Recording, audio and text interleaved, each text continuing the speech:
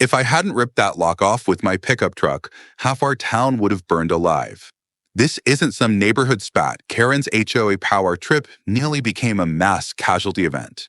Right now, firefighters are pumping water from my property because one woman decided a padlock mattered more than emergency protocols. Let me show you how a $5 hardware store lock almost wiped us off the map, and why this isn't over yet. Lock on. It all began on an unremarkable Monday morning. The sky was clear, the air was already pushing past 90 degrees, and summer heat shimmered off the pavement like a mirage. I was in my backyard, halfway through replacing some warped boards on the chicken coop, when I spotted Karen marching down the gravel road toward my front gate. Anyone who lives here long enough recognizes that stride, like she owns the clouds, the sun, and everyone's front yard.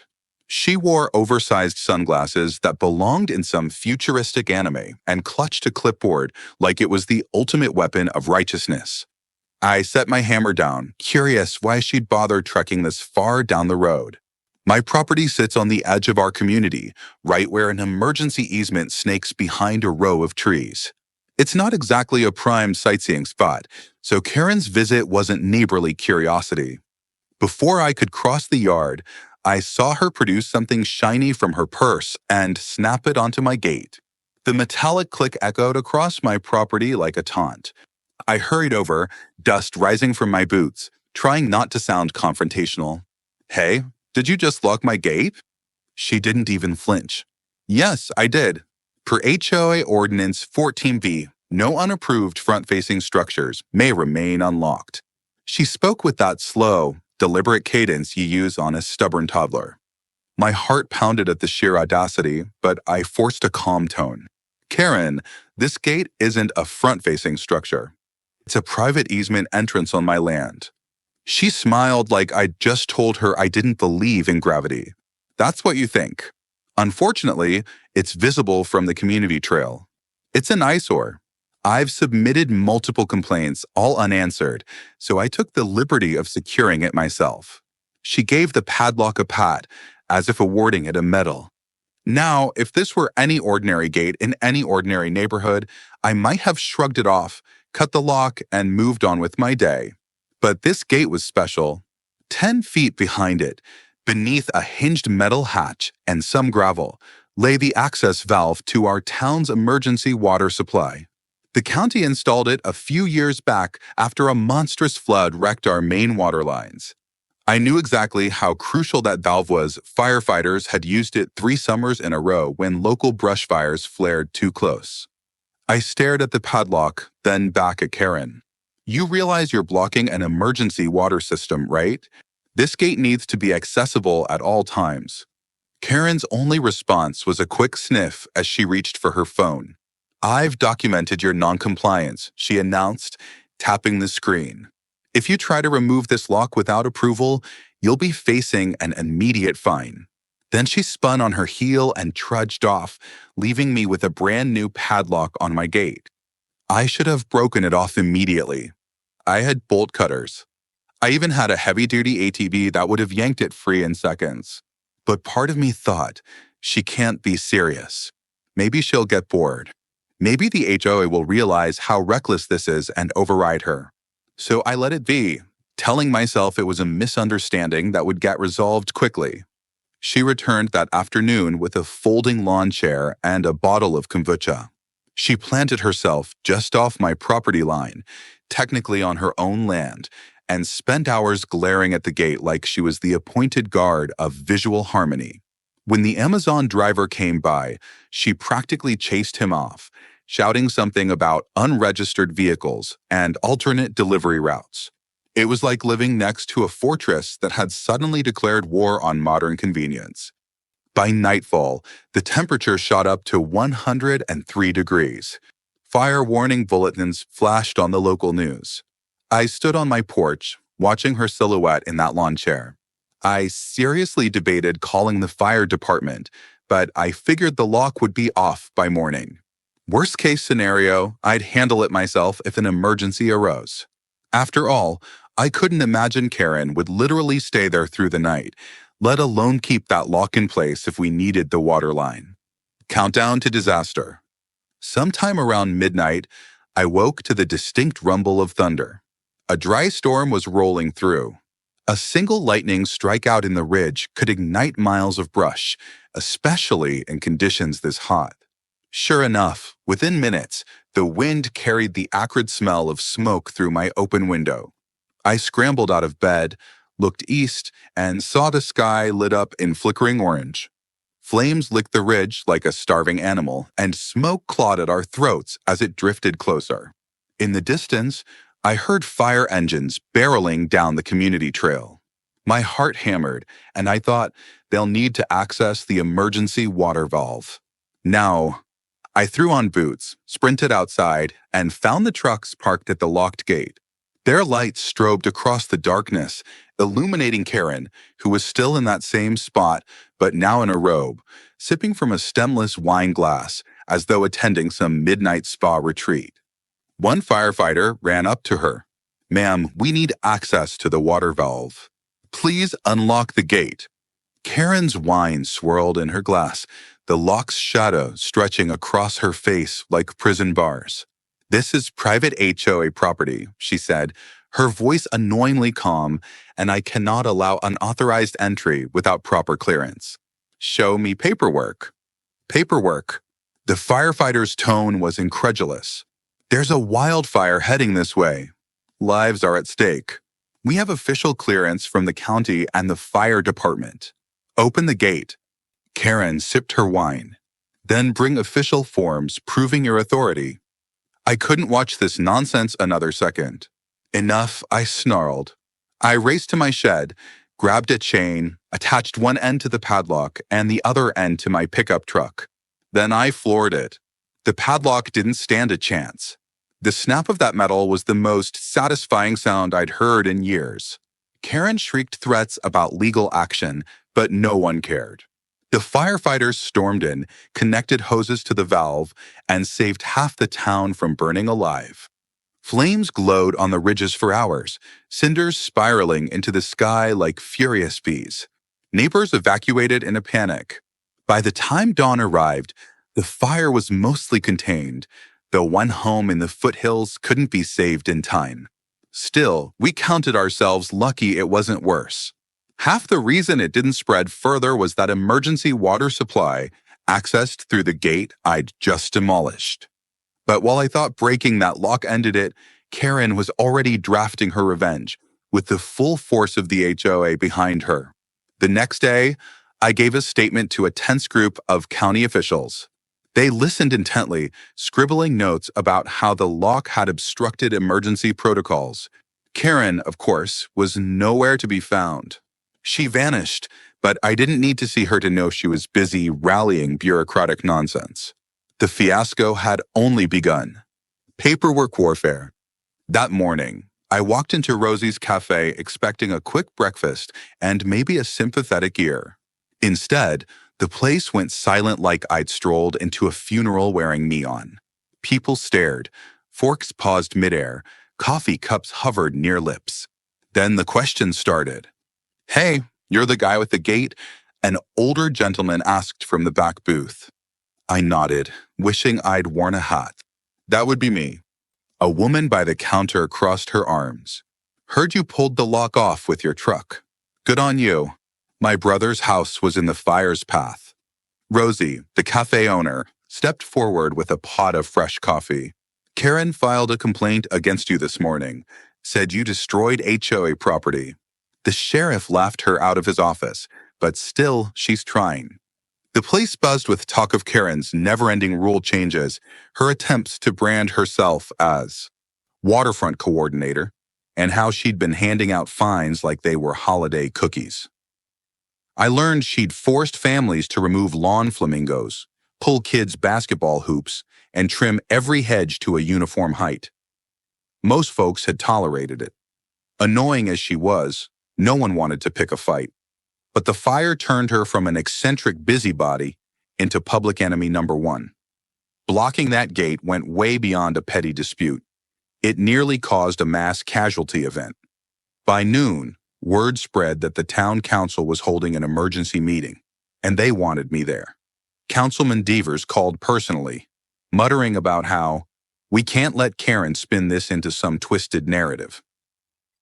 I drove to the meeting that evening, armed with every piece of documentation I had: blueprints of the underground water system, the county's official emergency routes, and a contract stating that my property was the primary access point for the backup valve. The room was packed. Residents lined the walls, sat on the floor, even stood in the hallway. And there, in the front row, sat Karen in a spotless white pantsuit, clipboard perched on her lap, that same smug expression I'd seen the day before. She looked entirely unrepentant, maybe even thrilled by the spectacle. Mayor Schultz opened with a simple question. "Can someone explain what happened at Gate E17 during the wildfire response?" I cleared my throat and unrolled my blueprints. Gate E17 leads directly to the emergency water valve installed in 2017. It's federally recognized. The fire department's GPS routing system depends on that gate being accessible. Blocking it jeopardizes the entire town's safety. Karen raised her hand immediately.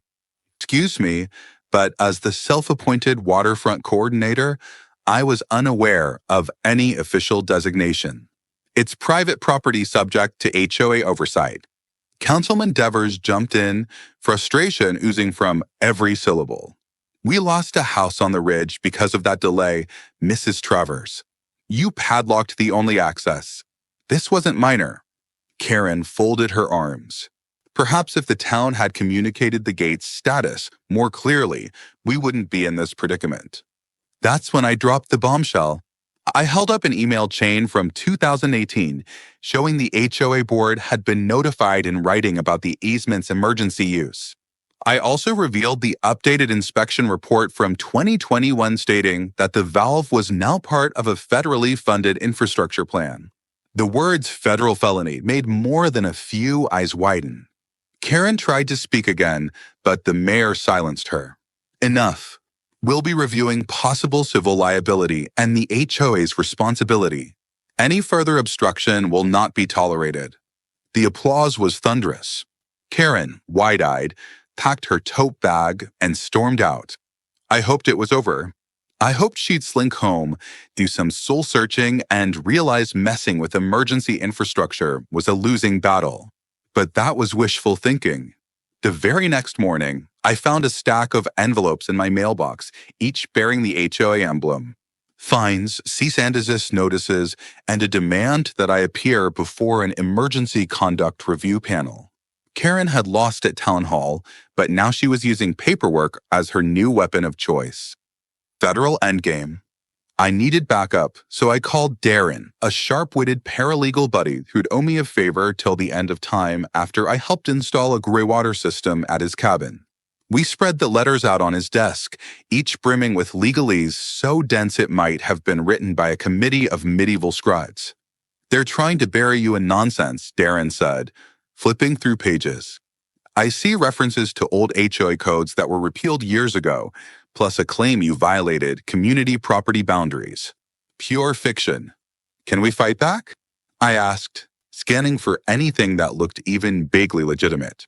He smirked. "Fight back? We can do better than that." On his computer, he pulled up the 2017 easement contract, then the 2021 federal infrastructure update. Karen's lock wasn't just a dumb idea. It was a potential felony if they filed it as an HOA-sanctioned action.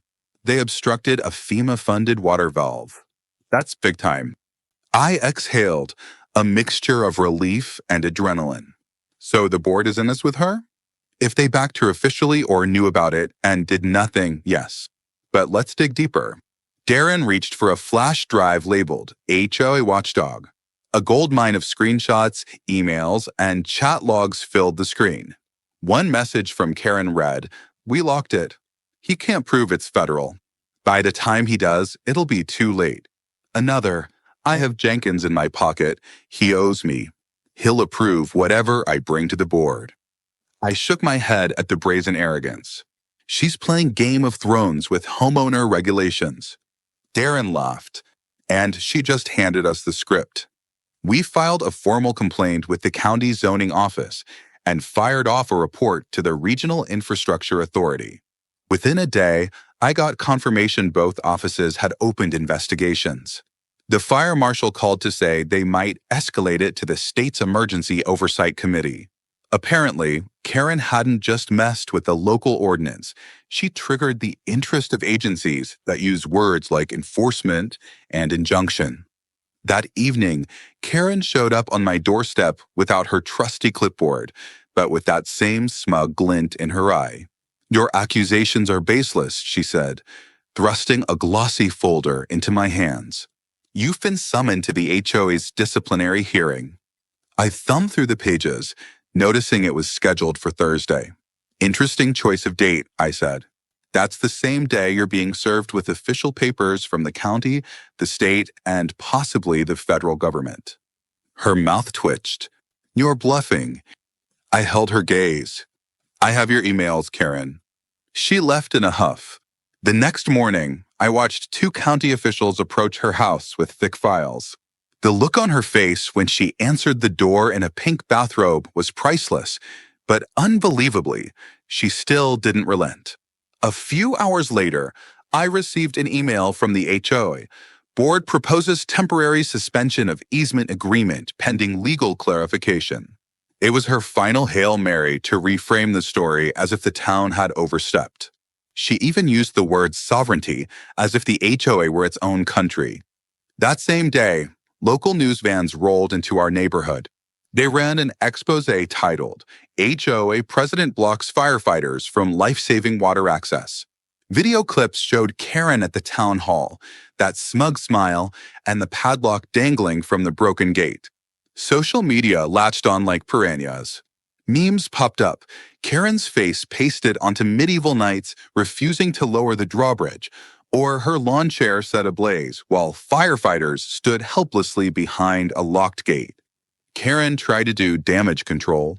She streamed a live video from her manicured backyard, insisting she was only a concerned citizen who didn't know the valve was crucial. Her voice was all righteous indignation, but it only fueled the flames. People were outraged she had the nerve to go on camera and frame herself as a victim when a house had actually burned down because of her actions. That week, the state fire marshal held a press conference, classifying the gate obstruction as a breach of state emergency protocols. He announced a full investigation into the HOA's role. That afternoon, I received a new notice from the HOA board. This time, it wasn't a threat.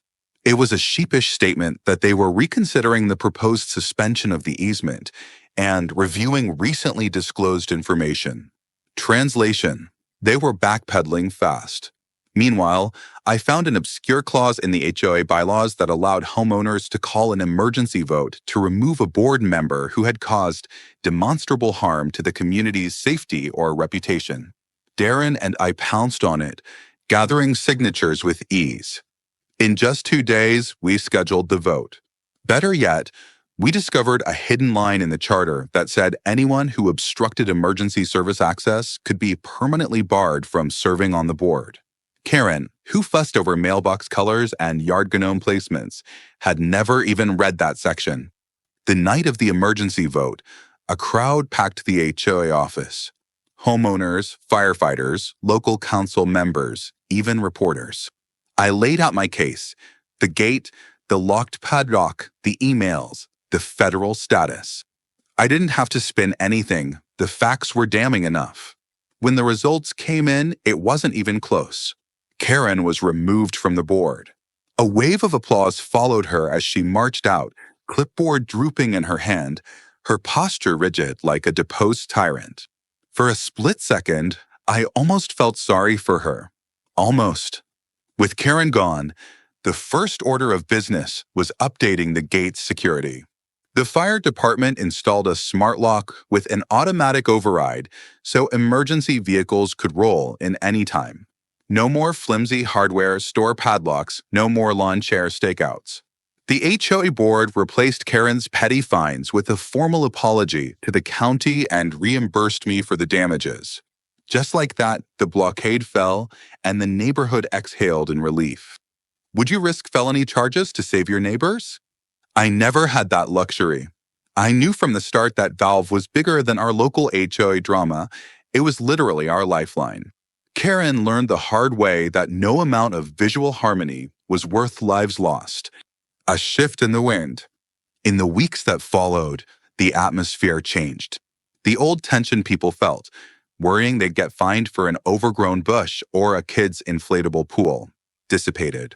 Folks chatted in driveways, kids shot hoops in cul-de-sacs, and you could even see a few pink flamingos reappear in front yards. The new interim president, Mike, was an older gentleman with the calm aura of a retired ship captain. He openly admitted he wasn't a fan of the old petty dictatorship, and he was ready to make real improvements.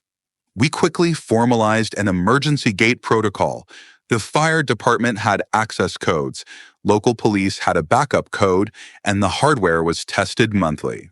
The fiasco with Karen taught us that trusting a single individual with crucial infrastructure was a recipe for disaster.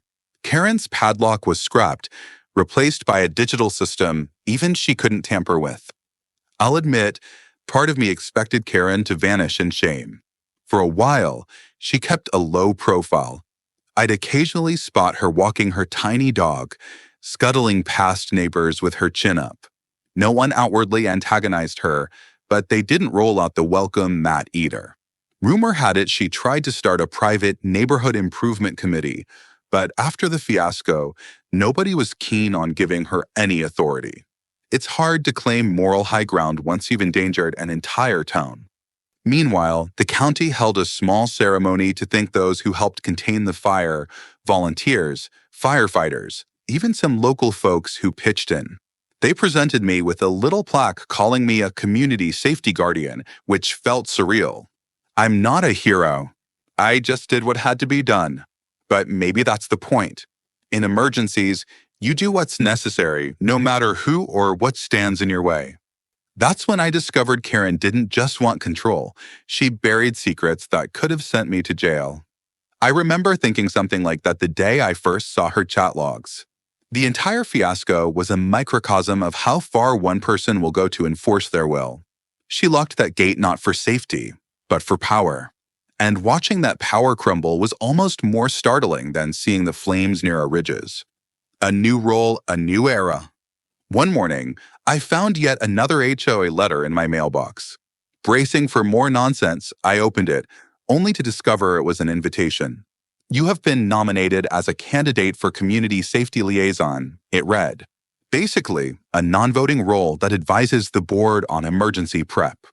I shook my head, amused. After all the drama, they wanted me on the inside. But the more I thought about it, the more sense it made. The best way to prevent future Karens from hijacking the board was to have someone there who remembered how badly things could go wrong. I accepted.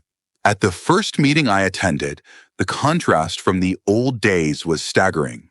Gone were the endless threats of fines, the lecturing on petty aesthetic details. Instead, we talked about real improvements, installing fire-safe landscaping, creating a volunteer network to help seniors with yard maintenance, updating the website with clear instructions on how to handle emergencies. It was actually productive. Neighbors discovered they could work together instead of tearing each other down. Karen didn't attend. She had the right to, but apparently, she'd lost the appetite for public confrontation. I spotted her once on my way out, sitting in her car in the parking lot, watching the building. Maybe she was measuring how much sway she still had. But if there was any leftover influence, she kept it to herself. That final scratch. A month after the wildfire, our county hosted a small appreciation event in the park. They invited first responders and volunteers to receive public thanks. It wasn't a high-profile ceremony, just a humble stage, a few speeches, some families in lawn chairs clapping politely. I stood at the edge, scanning the crowd for familiar faces. Firefighters milled about in uniform, kids chased each other near the playground, and the smell of barbecue hung in the air. When they called my name, I stepped onto the stage, feeling a little out of place. I never wanted recognition, I just wanted people to stay safe. But as I looked across the audience, I realized how powerful a single gesture, a single lock, or a single voice can be. It can destroy or save. So I spoke from the heart. I did one simple thing. I removed a lock. But that lock threatened this entire town. Sometimes, standing up to the wrong person at the right time is all it takes to prevent a disaster. This could be your town, too. We got lucky. Next time, we might not. Remember that if you see something that endangers everyone, don't let fear or paperwork stop you. Speak up. They applauded, and I stepped down, my cheeks burning. For once, I didn't mind the attention. The message felt bigger than me. A few days later, I was back at my gate, now shiny with its digital upgrade, just doing a quick check. I noticed a faint scratch near where Karen's padlock used to hang. That scratch on my gate? It's not damage, it's a receipt. Proof that when bureaucracy meets wildfire, the ones who burn are the people used as pawns in someone's power game. Karen learned that. And if you live under an HOA, your board's probably playing right now. The only question is, who's holding their match? Epilogue, a note on redemption.